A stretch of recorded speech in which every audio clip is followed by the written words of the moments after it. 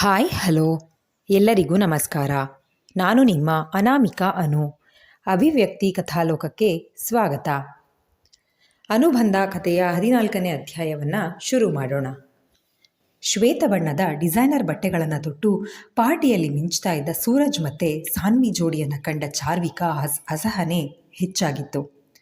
Uncle, ನೀವೇನೇ ಹೇಳಿ, ನಿಮ್ಮ ಮಗ ಮಾಡಿದ್ದು ಸರಿನಾ? ನನ್ನ ಇಮೇಜ್ನ ಈ ಸೊಸೈಟಿ ಮುಂದೆ ಹಾಳು ಮಾಡಿ ಈಗ ಪಾರ್ಟಿ ಮಾಡಿಕೊಂಡು ಎಂಜಾಯ್ ಮಾಡ್ತಾ ಇದ್ದಾರಲ್ಲ, ನಾಟ್ ಫೇರ್. ದೇವರಾಜ್ ವರ್ಮಾ ಅವರ ಬಳಿ ಸೂರಜ್ ವಿರುದ್ಧ ದೂರು ಹೇಳ್ತಾ ಇದ್ದ ಚಾರ್ವಿಕಾಳ ಬಳಿ ಬಂದ ನೀರಜ್, ತಪ್ಪು ನಿಂದೆ ತಾನೆ? ಬ್ರೋ ಬಗ್ಗೆ ಗೊತ್ತಿದ್ದು ನೀನು ಸಾಯ್ತೀನಿ ಅಂತ ಬ್ಲ್ಯಾಕ್ ಮೇಲ್ ಮಾಡಿದ್ದು ಸರಿನಾ ಎಂದ. ಹೋ ಗಾಡ್, ನನ್ನದ ತಪ್ಪು ನೀರಜ್? ನೀನು ಸಹತ್ ಮಾಡಿದ್ದು ತಪ್ಪೆ. ಇವನ್ ನೀನು ಕೂಡ ಬ್ಲ್ಯಾಕ್ ಮೇಲ್ ಮಾಡೋಕೆ ನೋಡಿದ್ದು ಎಂದಳು ಚಾರ್ವಿಕಾ. ಇವರಿಬ್ಬರು ನಡೆದ ತಪ್ಪಿಗೆ ಯಾರು ಕಾರಣ ಅಂತ ಒಬ್ಬರನ್ನೊಬ್ಬರು ಹಲುಬಿಕೊಳ್ತಿದ್ರೆ ದೂರದಿಂದಲೇ ಇವರನ್ನು ಗಮನಿಸಿದ ಸೂರಜ್ ಅವರಿರೋ ಕಡೆಗೆ ಬಂದು, ಪಾಸ್ಟ್ ಈಸ್ ಪಾಸ್ಟ್. ಈಗ ನೀವಿಬ್ಬರು ಅದೇ ವಿಷಯವಾಗಿ ಜಗಳ ಮಾಡಿಕೊಂಡು ಇರೋ ಬದಲು ನಿಮ್ಮ ಮುಂದಿನ ಜೀವನದ ಕಡೆ ಗಮನ ಹರಿಸಿ. ಆಗ ನಿಮಗೂ ಒಳ್ಳೆಯದು, ನಮಗೂ ಒಳ್ಳೆಯದು. ಆ್ಯಂಡ್ ಚಿಕ್ಕ, ನಿಮಗೆ ಜರ್ಮನಿಗೆ ವಾಪಸ್ ಹೋಗೋದಕ್ಕೆ ನಾಳೆ ಬೆಳಗ್ಗೆ ಅರ್ಲಿ ಮಾರ್ನಿಂಗ್ ಫ್ಲೈಟ್ ಇದೆ, ಮರಿಬೇಡ.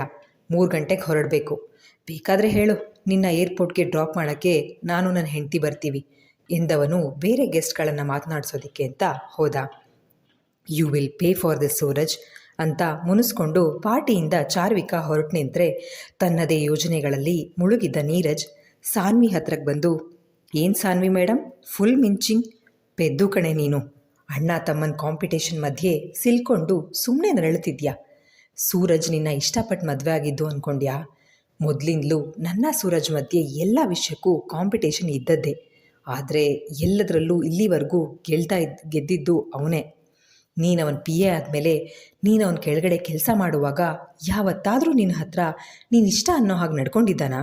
ನನಗೇನೋ ಡೌಟ್. ಆದರೆ ನಿನ್ನನ್ನು ಏರ್ಪೋರ್ಟ್ನಲ್ಲಿ ನೋಡಿ ನಿನ್ನ ಈ ಸೌಂದರ್ಯಕ್ಕೆ ಸೋತು ಅಣ್ಣನ ಬಳಿ ಹೋಗಿ ನಿನ್ನ ಮೇಲೆ ಲವ್ ಅಟ್ ಫಸ್ಟ್ ಸೈಟ್ ಆಗಿದೆ ಅಂದೆ ನೋಡು, ಅದೇ ನಾನು ಮಾಡಿದ ದೊಡ್ಡ ತಪ್ಪು. ನಾನು ಹಾಗೆ ಹೇಳಿದ ಮೇಲೆ ಅವನು ನಿನ್ನ ಅಬ್ಸರ್ವ್ ಮಾಡಿದ್ದಾನೆ. ನಿನ್ನ ಮುಂದೆ ಚಾರ್ವಿಕಾ ಬ್ಯೂಟಿ ಯಾವ ಲೆಕ್ಕಕ್ಕೂ ಇಲ್ಲ ಅನಿಸಿದೆ ಅವನಿಗೆ. ನಾನು ನಿನ್ನನ್ನು ಮದುವೆ ಆಗಿಬಿಟ್ರೆ ಜೀವನದ ಅತಿ ದೊಡ್ಡ ಸೋಲಾಗ್ಬಿಡ್ತಿತ್ತಲ್ಲ, ಅದಕ್ಕೆ ಎಂಥ ಪ್ಲ್ಯಾನ್ ಮಾಡಿಬಿಟ್ಟ ಎಂದ ನೀರಜ್ ಸಾನ್ವಿ ಜೊತೆಗೆ ನಿಂತು ಮಾತನಾಡ್ತಾ ಇರೋದನ್ನು ಕಂಡ ತಕ್ಷಣ ಎಲ್ಲಿ ಏನು ಅನಾಹುತ ಮಾಡ್ತಾನೋ ಅನ್ನೋ ಭಯಕ್ಕೆ ಅವಳ ಹತ್ರಕ್ಕೆ ಬಂದ ಸೂರಜ್. ನೀರಜ್ ಮಾತುಗಳನ್ನು ಕೇಳಿ ಸಾನ್ವಿ ತನ್ನ ಬಗ್ಗೆ ಎಲ್ಲಿ ತಪ್ಪು ತಿಳ್ಕೊಳ್ತಾಳೋ ಅನ್ನೋ ಆತಂಕದಲ್ಲಿ ಅವಳ ಪ್ರತಿಕ್ರಿಯೆ ಏನಿರಬಹುದು ಅಂತ ತಿಳಿಯೋದಕ್ಕೆ ಅಲ್ಲೇ ಮರೆಯಲ್ಲಿಯೇ ನಿಂತ. ಆದರೆ ಇಷ್ಟೊತ್ತು ನೀರಜ್ ಮಾತುಗಳನ್ನು ಕೇಳಿದ ಸಾನ್ವಿ ಮುಖಭಾವದಲ್ಲಿ ಯಾವುದೇ ವ್ಯತ್ಯಾಸ ಆಗದೇ ಇರೋದನ್ನು ಕಂಡ ನೀರಜ್ ಆಶ್ಚರ್ಯದಲ್ಲಿ ಅವಳನ್ನೇ ನೋಡ್ತಾ, ನಾನು ಹೇಳಿದ್ದು 100ಕ್ಕೆ 100ರಷ್ಟು ಸತ್ಯ ಸಾನ್ವಿ. ನನ್ನ ಮಾತಿನ ಮೇಲೆ ನಂಬಿಕೆ ಇಲ್ಲ ಅಂದರೆ ನನ್ನ ಅಮ್ಮನ ಹತ್ರ ಹೋಗಿ ಕೇಳು, ಅವರು ನಿನಗೆ ಹೇಳ್ತಾರೆ ಸೂರಜ್ ಹಠ ಎಂಥದ್ದು ಅಂತ ಎಂದ. ನೀರಜ್ ಮಾತು ಕೇಳಿ ಸಣ್ಣದಾಗಿ ನಕ್ಕ ಸಾನ್ವಿ, ಸೂರಜ್ ಸರ್ ಗುಣ ಏನು ಅನ್ನೋದು ಪೂರ್ತಿಯಾಗಿ ನನಗೆ ಗೊತ್ತಿಲ್ಲ ಅಂದರೂ ತೀರಾ ಏನನ್ನೂ ಅರಿಯದವಳೇನಲ್ಲ. ಅವರು ಕೋಪ ಬರೋದೇ ಅಪರೂಪ. ಅಂಥದ್ರಲ್ಲಿ ಆ ದಿನ ನಿಮ್ಮನ್ನು ಹೊಡೆಯೋ ಅಷ್ಟು ಕೋಪ ಬಂದಿತ್ತು. ಅದು ನನ್ನ ಕಾರಣಕ್ಕೆ ಅಂದರೆ ಅಲ್ಲೇ ಗೊತ್ತಾಗುತ್ತೆ ಅಲ್ವಾ ಅವರಿಗೆ ನನ್ನ ಮೇಲೆ ಎಷ್ಟು ಕಾಳಜಿ ಇದೆ ಅಂತ.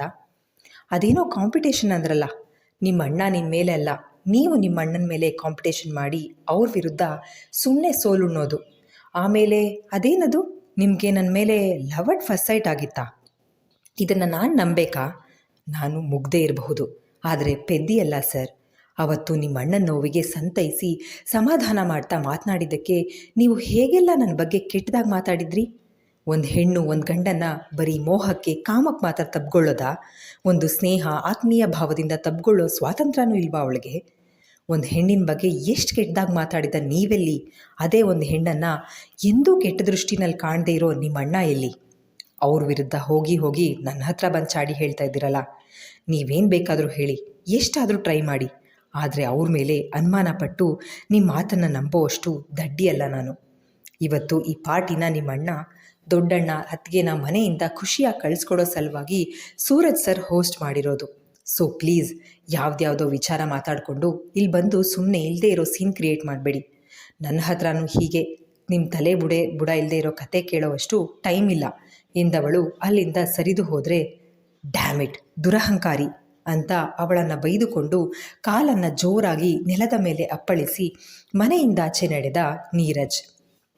ಮರೆಯಲ್ಲಿ ನಿಂತು ಸಾನ್ವಿ ತನ್ನನ್ನು ಸಪೋರ್ಟ್ ಮಾಡಿ ಮಾತನಾಡಿದ್ದನ್ನು ಕೇಳಿಸ್ಕೊಂಡ ಸೂರಜ್ ಸಂತೋಷಕ್ಕೆ ಪಾರವೇ ಇರಲಿಲ್ಲ. ಇದೇ ಖುಷಿನಲ್ಲಿ ಪಾರ್ಟಿ ಮುಗಿಯೋವರೆಗೂ ಅವನು ಮುಗುಳ್ನಗೆ ಹೊತ್ತೆ ಎಲ್ಲರನ್ನೂ ಮಾತನಾಡಿಸ್ತಾ ಇದ್ದರೆ ಅತ್ತೆ ಪಕ್ಕ ಹೋಗಿ ಕೂತು ಬಫೆನಲ್ಲಿ ಊಟ ಬಡಿಸ್ಕೊಂಡು ಬಂದಿದ್ದ ತಟ್ಟೆಯನ್ನು ಅವರಿಗೆ ಕೊಟ್ಟ ಸಾನ್ವಿ ಮಾತ್ರ ಅವರನ್ನು ಕಂಡು ಅದೇನಾಗಿದೆ ಅಂತ ಆವಾಗಿಂದ ಹೀಗೆ ಅಲ್ಕಿರ್ಕೊಂಡೇ ಇದೆ ಇದು ಅಂತ ಗೊಣಗಿಕೊಂಡ್ಳು. ನೋಡೇ ನಿನ್ನ ಗಂಡನ್ನ, ನಿನ್ನ ಮದುವೆ ಆಗಿದ್ದೇ ಆಗಿದ್ದು, ಅವನ ನಗು ದುಪ್ಪಟ್ಟಾಗಿದೆ. ಅತ್ತೆ ರೇಗಿಸಿದ್ರೆ ಏನನ್ನೂ ಹೇಳದೆ ಮುಗುಳ್ನಕ್ಕೂ ಸುಮ್ಮನಾದಳು ಸಾನ್ವಿ. ಅಂತೂ ರಾತ್ರಿ ಪಾರ್ಟಿ ಮುಗಿದು ಎಲ್ಲರ ಊಟ ಆಗಿ ಮಲಗೋ ಹೊತ್ತಿಗೆ ಮಧ್ಯರಾತ್ರಿನೇ ಕಳೆದಿತ್ತು. ತನ್ನ ರೂಮಿನತ್ತ ಹೊರಟಿದ್ದ ಸಾನ್ವಿಗೆ ಮಾತ್ರ ಹೊಟ್ಟೆಯಲ್ಲೆಲ್ಲ ಸಂಕಟ ಆಗ್ತಾಯಿತ್ತು. ರೂಮಿಗೆ ಹೋದವಳೆ ಸೋಫಾದ ಮೇಲೆ ಮಲಗಿಬಿಟ್ಲು. ಬಟ್ಟೆ ಬದಲಿಸಿ ಬಾತ್ರೂಮ್ನಿಂದ ಹೊರಗಡೆ ಬಂದ ಸೂರಜ್ ಸೋಫಾದ ಮೇಲೆ ಬಟ್ಟೆನೂ ಬದಲಾಯಿಸದೆ ಹಾಗೇನೆ ಮುದುರಿ ಮಲಗಿದ ಸಾನ್ವಿನ ಕಂಡು, ಕುಂಭಕರ್ಣಿ ಏಳೆ ಮೇಲೆ ತಡ ಆಗಿದೆ ಅಂತ ಗೊತ್ತು, ಹಾಗಂತ ಹಾಗೆ ಮಲಗಿಬಿಡೋದಾ? ಎದ್ದೇಳು, ಬಟ್ಟೆ ಬದಲಾಯಿಸಿ ಮಲಗು ಎಂದ.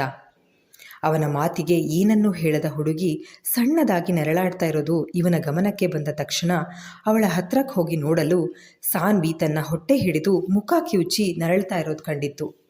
ಏನಾಯಿತು ಸಾನು, ಏನಾಗ್ತಾ ಇದೆಯಮ್ಮ ಎಂದ ಸೂರಜ್. ಸರ್, ಹೊಟ್ಟೆನಲ್ಲಿ ಒಂಥರ ಸಂಕಟ, ಜೊತೆಗೆ ಉರಿ, ಸ್ವಲ್ಪ ನೀರು ಕೊಡ್ತೀರಾ ಎಂದಳು. ಅವಳ ರೀತಿ ಕಂಡು ಗಾಬರಿಗೊಂಡ ಸೂರಜ್ ತಕ್ಷಣ ಹೋಗಿ ಒಂದು ಲೋಟ ನೀರು ಹಿಡಿದು ಬಂದ. ಅವಳನ್ನು ಮೇಲೆಬ್ಬಿಸಿ ತಾನೇ ಒರಗಿಸಿಕೊಂಡು ಕೂತವನು ತಾನೇ ನೀರನ್ನೂ ಕುಡಿಸಿದ್ದ. ನೀರು ಕುಡಿದ ತಕ್ಷಣ ಹೊಟ್ಟೆ ಸಂಕಟ ಹೆಚ್ಚಾಗಿ ತೊಳಸಿಕೊಂಡು ಬಂದದ್ದೆಲ್ಲ ಬಾಯಿ ಮೇಲೆ ಕೈ ಇಟ್ಟು ಎದ್ದೇಳೋ ಅಷ್ಟರಲ್ಲಿ ಕಣ್ಣು ಕತ್ತಲೆ ಬಂದಂತಾಗಿ ಅಲ್ಲಿಯೇ ಎಲ್ಲವನ್ನು ಕಕ್ಕಿಬಿಟ್ಲು. ಸ್ವಲ್ಪವೂ ಕೋಪಿಸಿಕೊಳ್ಳದ ಸೂರಜ್ ಅವಳನ್ನು ಎತ್ಕೊಂಡು ಬಾತ್ರೂಮಿಗೆ ಕರ್ಕೊಂಡು ಹೋಗಿ ಅವಳ ಮುಖ ತೊಳೆಸಿ, ಒಂದು ನಿಮಿಷ ಸಾನು ಎಂದವನು ವಾರ್ಡ್ರೋಬ್ನಲ್ಲಿ ಅವಳ ಒಂದು ಬಟ್ಟೆ ತಂದುಕೊಟ್ಟವನು. ಚೇಂಜ್ ಮಾಡು, ಅಷ್ಟರಲ್ಲಿ ನಾನು ಬರ್ತೀನಿ ಅಂತ ಬಾತ್ರೂಮ್ ಹೊರಗೆ ಬಂದವನು ತನ್ನ ರೂಮಿನ ಸ್ಥಿತಿ ಕಂಡು ಕೆಲಸದವನ್ನ ಕರೆಯಬೇಕು ಅಂದ್ಕೊಂಡ್ರು ತಡರಾತ್ರಿ ಆಗಿದ್ದರಿಂದ ಅವನೇ ಎಲ್ಲವನ್ನೂ ಶುಚಿಗೊಳಿಸಲು ಶುರು ಮಾಡಿದ್ದ. ಮತ್ತೊಮ್ಮೆ ಮುಖ ಬಾಯಿ ತೊಳೆದು ಬಟ್ಟೆ ಬದಲಿಸಿ ಹೊರಗೆ ಬಂದವಳು ಸೂರಜ್ ಮಾಡ್ತಾ ಇದ್ದ ಕೆಲಸ ಕಂಡು ಅವನ ಇದ್ದಲ್ಲಿಗೆ ಬಂದು, ಪ್ಲೀಸ್ ಸರ್, ನೀವೆದ್ದೇಳಿ, ಇದನ್ನೆಲ್ಲ ನಾನು ಕ್ಲೀನ್ ಮಾಡ್ತೀನಿ. I am really sorry sir, ಅದು ತುಂಬ ಸಂಕಟ ಆಯಿತು ಅದಕ್ಕೆ ಎಂದಳು ಸಾನು. ಇವಾಗ ಮಾತು ಸಾಕು, ಸುಮ್ಮನೆ ಹೋಗಿ ಮಲಗು ಸಾನು, ನಿಲ್ಲೋಕ್ಕೂ ಶಕ್ತಿ ಇಲ್ಲ ನಿನಗೆ, 5 ನಿಮಿಷ ನಾನು ಬರ್ತೀನಿ ಎಂದವನು ಶುಚಿಗಾರಿಕೆಯ ಕೆಲಸ ಮೊದಲ ಬಾರಿಗೆ ಮಾಡ್ತಾ ಇದ್ರು ಯಾವುದೇ ಬೇಸರ ತೋರದೆ ನೆಲದ ಮೇಲಿದ್ದ ಕಾರ್ಪೆಟ್ನ ತೊಳೆಯೋದಕ್ಕೆ ಹಾಕಿ ನೆಲ ಸೋಫಾ ಎಲ್ಲ ಒರೆಸಿ ಸ್ವಚ್ಛ ಮಾಡಿದ ನಂತರ ತಾನು 5 ನಿಮಿಷ ಶವರ್ ಕೆಳಗಡೆ ನಿಂತು ಮತ್ತೊಮ್ಮೆ ಸ್ನಾನ ಮಾಡಿ ಬಂದ. ಟವಲ್ ಸುತ್ತಿ ಬಂದವನು ವಾರ್ಡ್ರೋಬ್ ತೆಗೆದು ಬಟ್ಟೆ ಹುಡುಕ್ತಿದ್ರೆ, ಸಾರಿ ಸರ್, ಇನ್ಮೇಲೆ ಹೀಗೆ ಆಗದೆ ಇರೋ ಹಾಗೆ ನೋಡ್ಕೋತೀನಿ ಮುಜುಗರದಲ್ಲಿ ಮಾತನಾಡ್ತಾ ಇದ್ರೆ ಸೂರಜ್ ಬಂದು, ನಾನೇನಾದರೂ ಬೈದ್ನ ಸಾನು, ಇಲ್ಲ ಬೇಸರ ಮಾಡ್ಕೊಂಡ? ಇಲ್ಲ ಅಲ್ವಾ, ನೀನೇನು ಬೇಕಂತ ಹೀಗೆಲ್ಲ ಮಾಡಿಲ್ಲ, ಇಟ್ಸ್ ಓಕೆ. ಆದರೆ ಇದ್ದಕ್ಕಿದ್ದ ಹಾಗೆ ಯಾಕೆ ಹೀಗಾಯಿತು? ನಿಂಗೆ ಯಾವುದಾದ್ರೂ ಊಟದ ಅಲರ್ಜಿ ಇದೆಯಾ, ಲೈಕ್ ಮಶ್ರೂಮ್, ಪನ್ನೀರ್ ಅಂತ ಕೇಳ್ದ. ಇಲ್ಲ ಸರ್, ನಂಗೆ ಯಾವ ಅಲರ್ಜಿನೂ ಇಲ್ಲ, ಅದು ಊಟ ಮಾಡೋ ಮೊದಲೇ ಹೀಗೆ ಹೊಟ್ಟೆನಲ್ಲಿ ಉರಿ ಕಾಣಿಸ್ತಿತ್ತು ಎಂದವಳು ತಕ್ಷಣ ಮಂಚದಿಂದ ಇಳಿದು ಅವನ ಸನಿಹಕ್ಕೆ ಹೋದವಳು ಅವನೆದೆಯ ಬಲಭಾಗದ ಮೇಲೆ ಕೈ ಸವರಿದ್ರೆ, ಹೇ ಲೂಸು, ಈಗ ತಾನೇ ತ್ರಾಣನೇ ಇಲ್ಲದೆ ಬಿದ್ಕೊಂಡಿದ್ದೆ, ಈಗೇನು ನನ್ನ ಹತ್ರ ಬಂದು ಹೀಗೆಲ್ಲ ನಡ್ಕೊಳ್ಳೋದು? ಅವನ ಬರಿದಾದ ಎದೆಯ ಮೇಲೆ ಅವಳು ಹೀಗೆ ಸನಿಹಕ್ಕೆ ಬಂದು ಕೈ ಇಟ್ಟು ಸವರಿದ ರೀತಿಗೆ ಗಾಬರಿಗೊಂಡ ಹುಡುಗ ಅವಳನ್ನು ಹಿಂದಕ್ಕೆ ಸರಿಸಿದ್ರೆ, ಸರ್, ಈ ಮಚ್ಚೆ ಎಂದಳು ಸಾನ್ವಿ. ಇವಳು ಮಚ್ಚೆ ನೋಡಿ ಸನಿಹಕ್ಕೆ ಬಂದಿದ್ದ, ನಾನೇನೇನೋ ಅಂದ್ಕೊಂಡೆ ಅಂತ ತನ್ನಲ್ಲೇ ನಕ್ಕ ಸೂರಜ್. ಇದು ನನ್ನ ಹುಟ್ಟು ಮಚ್ಚೆ, ಇದನ್ನು ಗರುಡ ಮಚ್ಚೆ ಅಂತಾರೆ, ಎಷ್ಟು ದೊಡ್ಡದಿದೆ ಅಲ್ವಾ? ಕಾಸಗಲ್ಲ, ಅಜ್ಜಿ ಹೇಳ್ತಾ ಇದ್ರು, ಹೀಗೆ ಎದೆಯ ಬಲಭಾಗದಲ್ಲಿ ಮಚ್ಚೆ ಇದ್ದರೆ ಅವ್ರು ಯಾವಾಗಲೂ ಸಿರಿವಂತರಾಗ್ತಾರಂತೆ. ಅದಕ್ಕೆ ನೋಡು, ನನ್ನ ಅಣ್ಣನಿಗಿಂತ ನಾನು ಬಿಸ್ನೆಸ್ನಲ್ಲಿ ಹೆಚ್ಚು ಹೆಸರು ಲಾಭ ಗಳಿಸಿರೋದು. ಹೀಗೆ ಹೇಳ್ತಾ ನೈಟ್ ಸೂಟ್ ತೊಟ್ಟು ಹಾಸಿಗೆಯ ಮೇಲೆ ಮೈ ಚಾಚಿದವನು, ನೀನು ಮಲಗು ಸಾನು, ನಾಳೆಯಿಂದ ಕೆಲಸಕ್ಕೆ ಹೋಗಬೇಕು, ನಿನ್ನ ಕೈಲಾದರೆ ನಾಳೆ ಬಾ, ಇಲ್ಲ ಅಂದರೆ ನಾಳೆನೂ ಒಂದಿನ ರೆಸ್ಟ್ ಮಾಡು ಎಂದು ಹೇಳಿದ್ದ. ಆಗ ಅವನ ಮಾತಿಗೆ, ಇಲ್ಲ ಸರ್, ಆಗಲೇ 5 ದಿನ ಲೀವ್ ಆಗಿದೆ ನಂದು, ಇನ್ನೂ ಲೀವ್ ಹಾಕಿದ್ರೆ HR ನನ್ನ ಅರ್ಧ ಸಂಬಳ ಕಟ್ ಮಾಡ್ತಾರೆ ಅಷ್ಟೇ ಎಂದಳು. ಸಂಬಳ ಕಟ್ ಮಾಡಲ್ಲ ಸಾನು, ನಾನು ಹೇಳ್ತೀನಿ ಎಂದವನಿಗೆ, ಬೇಡ ಸರ್, ನೀವೇನು ಹೇಳಿದ್ದು, ನಾನು ನಿಮ್ಮ PA ಆಗಿ ಕೆಲಸ ಮಾಡ್ತೀನಿ ಅಂತ. ಸೊ ನಿಮ್ಮ PA ಆಗಿದ್ದಾಗ ಏನು ಸವಲತ್ತಿತ್ತೋ ಅಷ್ಟೇ ಸಾಕು, ಯಾವುದೂ ಎಕ್ಸ್ಟ್ರಾ ಬೇಡ ಎಂದಳು. ಸಾನ್ವಿ ಮಾತಿಗೆ ಸರಿ ಎಂದು ತಲೆ ಆಡಿಸಿದವನು ಅವಳನ್ನು ಮಲಗಲು ಹೇಳಿದ್ದೇ ತಡ. ಸೋಫಾದ ಮೇಲೆ ಕೂತವಳು, ಅಯ್ಯೋ ಸರ್, ಸೋಫಾ ಎಲ್ಲ ಒದ್ದೆ ಆಗಿದೆ, ಮತ್ತು ನಾನು ಹೇಗೆ ಮಲಗಲಿ ಎಂದಳು. ಕ್ಲೀನ್ ಮಾಡಬೇಕಿತ್ತು ತಾನೇ, ಅದಕ್ಕೆ ಒದ್ದೆ ಆಗಿರೋದು. ಇವತ್ತೊಂದಿನ ಇಲ್ಲೇ ಮಂಚದ ಮೇಲೆ ಮಲಗು, ಏನೂ ಆಗಲ್ಲ ಎಂದ ಸೂರಜ್. ಆದರೆ ನೀವೇ ಅವತ್ತು ಹೇಳಿದ್ರಲ್ಲ ಸರ್ ಸೋಫಾ ಮೇಲೆ ಮಲ್ಗೋಕ್ಕೆ, ಪೆಚ್ಚು ಮುಖ ಮಾಡಿ ಹೇಳಿದ್ರೆ ಸಾನ್ವಿ ಮಾತು ಕೇಳಿ ಹಣೆ ಚಚ್ಕೊಂಡ ಸೂರಜ್. ಅಮ್ಮ ತಾಯಿ, ಅವತ್ತು ನೀನು ಹೆದರಿದ್ದೆ, ಅದಕ್ಕೆ ನಿನಗೆ ಕಂಫರ್ಟ್ ಫೀಲ್ ಮಾಡೋಕ್ಕೆ ಆಗ ಹೇಳಿದ್ದು. ಈಗಲೂ ಅಷ್ಟೇ, ನೀನು ಇಲ್ಲಿ ನನ್ನ ಪಕ್ಕ ಮಲಗಿದ್ರೆ ನಾನೇನು ಅಡ್ವಾಂಟೇಜ್ ತಗೊಳ್ಳಲ್ಲ, ಆಯಿತಾ ಎಂದನು. ಅವನ ಮಾತಿಗೆ ಸರಿ ಎಂದವಳು ಅವನ ಪಕ್ಕ ಮಲಗಿ ಅವನನ್ನೇ ನೋಡ್ತಾ, ಸರ್ ಏನೋ ಕೇಳಬೇಕಿತ್ತು ಎಂದಳು. ಸಾನು, ನೀನು ಯಾವುದೋ ಜನ್ಮದಲ್ಲಿ ತಿಗಣೆ ಆಗಿದ್ದೆ ಅನಿಸುತ್ತೆ ಕಣೆ, ಅದಕ್ಕೆ ನನಗೆ ಸರಿಯಾಗಿ ನಿದ್ರೆ ಬರೋ ಟೈಮ್ಗೆ ಎಬ್ಸಿ ಏನೋ ಒಂದು ಕೇಳಿ ನಿದ್ರೆಗೆಡಿಸ್ತೀಯಾ ಎಂದ ಸೂರಜ್. ಸಾರಿ ಸರ್, ಆದರೆ ಈಗ ನಾನು ನಿಮ್ಗೆ ಇದನ್ನು ಕೇಳಲೇಬೇಕು, ಇಲ್ಲ ಅಂದರೆ ನನಗೆ ನಿದ್ರೆ ಬರಲ್ಲ.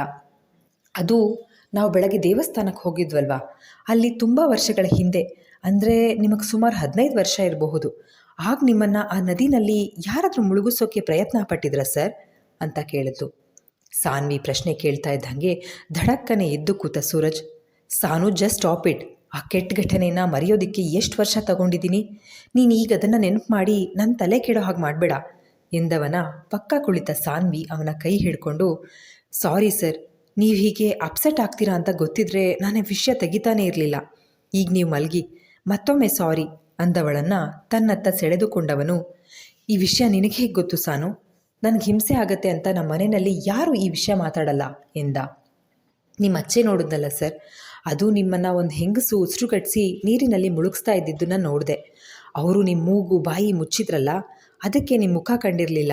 ಆದರೆ ಈ ಮಚ್ಚೆ, ಇದನ್ನು ಮರೆಯೋಕ್ಕಾಗಲಿಲ್ಲ ಸರ್ ಎಂದಳು. ಸಾನ್ವಿ ಮಾತು ಕೇಳ್ತಾ ಇದ್ದವನು ತಾನು ಎದ್ದು ಕೂತು, ಏನು, ಒಂದು ಹೆಂಗಸು ನನ್ನನ್ನು ಮುಳುಗಿಸೋಕೆ ಟ್ರೈ ಮಾಡಿದ್ದ? ಇಲ್ಲ ಕಣೆ, ನನ್ನ ಸೋದರ ಮಾವ ನನ್ನ ಮುಳುಗಿಸೋದಿಕ್ಕೆ ನೋಡಿದ್ದು. ನಾನು ಅರೆ ಪ್ರಜ್ಞಾವಸ್ಥೆಯಲ್ಲಿದ್ದೆ, ನನಗೆ ನೆನಪಿಲ್ಲ. ಆದರೆ ಅಪ್ಪ ಬಂದು ನನ್ನನ್ನು ನೋಡಿ ಬಚಾವ್ ಮಾಡಿ ಅವರನ್ನು ಜೈಲಿಗೆ ಹಾಕ್ಸಿದ್ರು ಎಂದ ಸೂರಜ್. ಇಲ್ಲ ಸರ್, ನಿಮ್ಮನ್ನು ಮುಳುಗಿಸೋಕೆ ನೋಡಿದ್ದು ಒಂದು ಹೆಂಗಸೆ. ಅವರು ಪ್ಯಾಂಟ್ ಶರ್ಟ್ ಹಾಕಿದ್ರು. ಆಗ ನಾನು ಅಮ್ಮನಲ್ಲಿಗೆ ಓಡಿ ಹೋಗಿ ಹೇಳಿದ್ದೆ, ಅಲ್ಲಿ ಒಂದು ಹುಡುಗನನ್ನು ಮುಳುಗಿಸ್ತಾ ಇದ್ದಾರೆ ಅಂತ. ನನ್ನ ಮಾತು ಕೇಳಿದ ತಕ್ಷಣ ಒಂದು ಅಂಕಲ್ ನಿಮ್ಮ ಹತ್ರಕ್ಕೆ ಓಡಿ ಬಂದರು. ಅವ್ರು ನಿಮ್ಮನ್ನು ಬಚಾವ್ ಮಾಡಿ ನಿಮ್ಮನ್ನು ಮೆಟ್ಲ ಮೇಲೆ ಮಲಗಿಸಿ ನನ್ನ ಕರೆದು ಥ್ಯಾಂಕ್ಸ್ ಹೇಳಿದರು ಎಂದಳು. ಸಾನ್ವಿ ಮಾತು ಕೇಳಿದವನೇ ಅವನ ಮೊಬೈಲ್ನಲ್ಲಿ ಅವರ ಮಾವನ ಫೋಟೋ ತೋರಿಸಿ, ಇವರೇ ನನ್ನನ್ನು ಕೊಲ್ಲೋದಿಕ್ಕೆ ನೋಡಿದ್ದು ಸಾನು ಎಂದ. ಅವರನ್ನು ತೋರಿಸಿದ ಫೋಟೋ ನೋಡಿದವಳು ತಲೆ ಆಡಿಸ್ತಾ, ಇಲ್ಲ ಸರ್, ನಿಮ್ಮನ್ನು ಸೇವ್ ಮಾಡಿದ್ದು ಈ ಅಂಕಲ್, ನಿಮ್ಮನ್ನು ಉಸಿರುಗಟ್ಟಿಸ್ತಾ ಇದ್ದಿದ್ದು ಒಂದು ಹೆಂಗಸು. ಅವ್ರ ಮುಖ ನನಗೆ ಚೆನ್ನಾಗಿ ನೆನಪಿದೆ, ಮರಿಬೇಡಿ ಸರ್.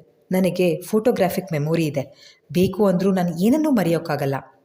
ನಾನು ಕಣ್ಣು ಮುಚ್ಚಿದ್ರೆ ಸಾಕು, ಇವತ್ತಿಗೂ ಅಲ್ಲಿ ನಡೆದದ್ದೆಲ್ಲ ಸಿನಿಮಾ ಸ್ಕ್ರೀನ್ ಮೇಲೆ ಗೋಚರಿಸಿದ ಹಾಗೆ ನನ್ನ ಕಣ್ಮುಂದೆ ಬಂದು ಹೋಗುತ್ತೆ ಎಂದಳು ಸಾನ್ವಿ. ಸಾನ್ವಿ ಮಾತು ಕೇಳ್ತಾ ಇದ್ದವನು ತನ್ನ ಹಿಂದೆಲೆಗೆ ಕೈಯ ಆನಿಸಿ ಮಲಗಿ, ಹಾಗಿದ್ರೆ ನನ್ನ ಮಾವ ತಪ್ಪು ಮಾಡಿಲ್ವಾ ಸಾನು ಎಂದ. ಇಲ್ಲ ಸರ್, ಸತ್ಯವಾಗ್ಲೂ ಹೇಳ್ತಾ ಇದ್ದೀನಿ, ನಿಮ್ಮ ಮಾವ ನಿಮ್ಮ ಪ್ರಾಣ ಉಳಿಸಿದ್ದು.